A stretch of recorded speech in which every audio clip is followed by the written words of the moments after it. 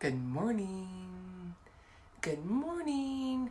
Hey. It is Monday. It is Marvelous Monday, you all. Let's get this party started. Who's excited for a brand new day?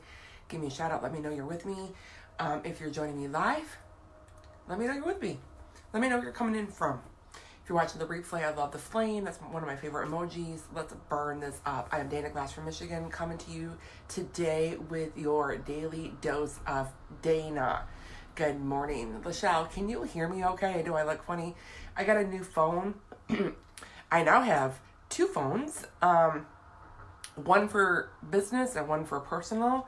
So I'm using my business phone and I've never used it here before, so it looks different. So good morning. It's time to rise and shine, my friends. I'm excited. So if you are new to my page, welcome. I am Dana Glass. I believe in being just real. I think today's society, we put on facades for people. I don't need to do that anymore. I'm getting too old. Okay, perfect. All right, let's go. So today I want to talk about, or just share, because what I do, I just share my own freaking journey. And so, disappointments. Did you ever set a goal in your life or something you really are striving for and then you don't make it, or maybe you're just disappointed for whatever reason?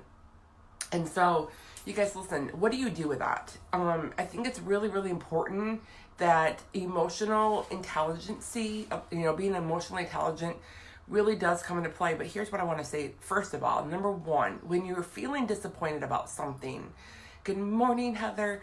When you're feeling disappointed about something, you guys, listen, you have to feel it. Allow yourself to feel it. It's okay to feel it. I think so many times it's easy to say, oh, I'll just do it next month, or I'll do it next year, whatever it is. And so you have to allow yourself to feel the pain of disappointment. It's okay. I think that's human, and I think that it's necessary to allow yourself that. So I'm a big crier. If you are a crier on here, put a 1 in the comments. Let me know that I'm not alone. So last month I didn't hit one of my goals. And so part of my support system and I were on a Zoom together, and the tears flowed. And she was like, Dana, let yourself cry. And because you need to allow that moment of, man, I didn't make it happen. I didn't do it. And so allowing yourself to feel it, allowing yourself to process it is really healthy. Now, what you do from that moment on, though, is really important. And that's really why I'm on here today, because at that moment, I made a decision that, number one, I had to get real with myself. What did I do great in that month? So for May, what did Dana Glass do great? So this is what I literally wrote down last night. What I did great.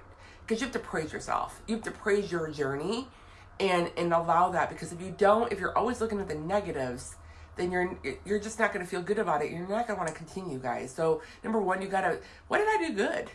Number two, then it was, what could I have done differently? And one of my biggest struggles for me personally, and I don't know if anybody else can relate to this, but I struggle with focus. I super struggle with focus. If I was to get diagnosed, I'm pretty sure they would tell me, the medical field would tell me I'm ADHD. I have, my mind goes so fast. I got all the things in the world always on my mind. If that's you, give me a 2. Let me know I'm not alone, y'all, because that's how I roll.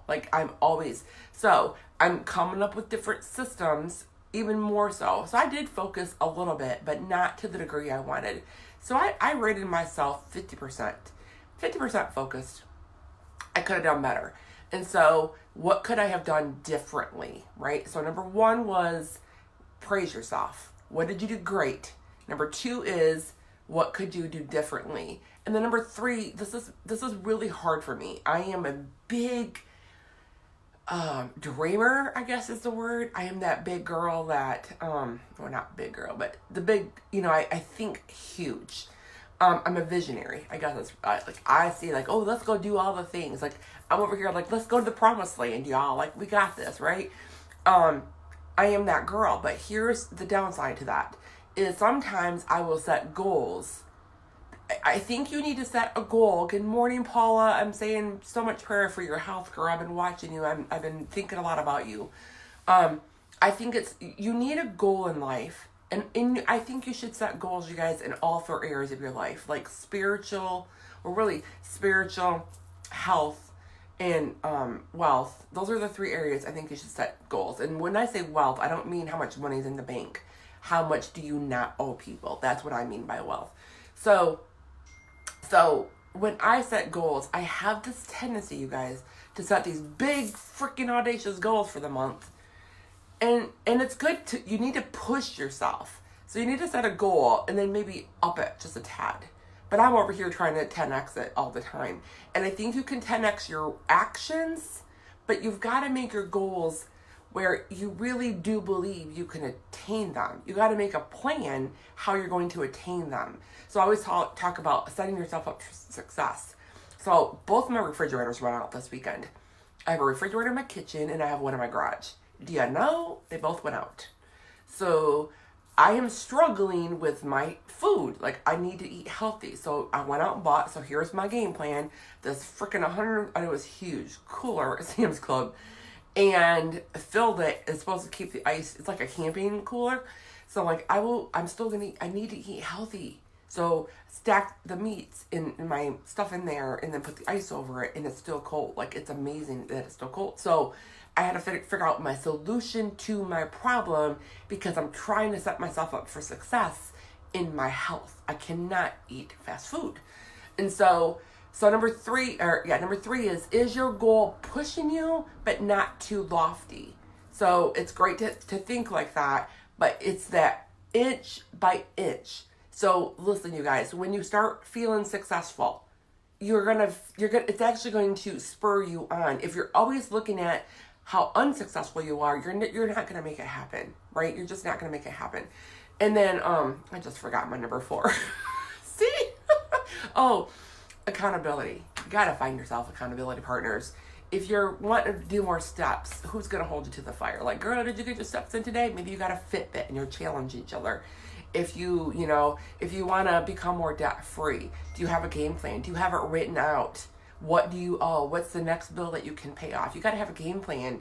Then you got to go find accountability. I really believe in accountability, but you got to find people that are not going to be that are not going to let you off the hook. It's good to love on you and cheer you on. We all want cheerleaders, right? But find a friend that's not going to let you off the hook. So here's the 4 things. Let yourself cry or do whatever. Get pissed off, go for a walk, whatever it is for you. Number 1, allow yourself to feel it. If you didn't hit your goals, if you're feeling defeated. Number 2, what did you do great? Praise yourself. Take time to praise yourself. Number 3, what could you have done differently? What could you do differently? I guess there's 5 steps. Number 4, too lofty of goals. Are you setting realistic goals, but yet still push you? And then number 5, accountability and a game plan. You got to have them, you guys. It's a Monday. It's a fresh start to a fresh week. What are you going to do different? I would love to know in the comments what's one goal you have for this week that you would love to accomplish. Maybe it's cleaning out a closet. I'm gonna set it on my calendar to go clean out that closet because every time I open the door, things are falling out at me. I don't know. I would love to know what one thing you're gonna really work on and really planning it out, becoming intentional with it. I love you guys. Happy Monday. Smooches.